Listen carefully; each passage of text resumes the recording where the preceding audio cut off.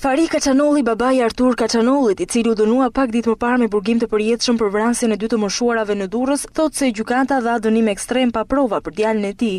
Njëkohësisht nipi njërës prej dy viktimave të dyshtatorit 2014. Fari Kaçanolli shkon më tej kur kërkon pushkatim për të birin nëse ka një provë të vetme që ta implikojë në vrasje. Djali ishte në gjumë me mu.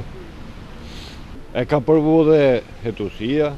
Telefoni e nxjerr 13 km nga vendi i ngjarjes. Unë kam shpinë ke ura shijakut. Unë kam pretendim për pafajësi, zotni.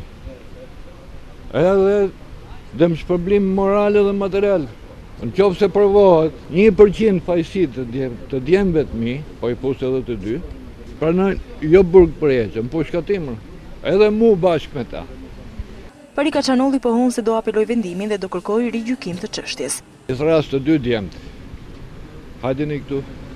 Djalë, kam kohë me të në qef, kam aqmiqe shok me të majtë edhe 20 vjetë në shijak, pa djetë njëri, pa në sy,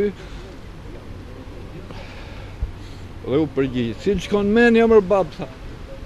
Artur Kaçanolli, nipi i viktimave Gjinovefa dhe Ilsa Vava, Indris Shaqja dhe Vilson Elmazi u dënuan nga gjykata e Durrësit pak ditë më parë me burgim të përjetshëm, për vjedhje me pasojë vdekjen e dy kunatave të moshuara në Durrës. Ngjarja ndodhur në 2 shtator 2014.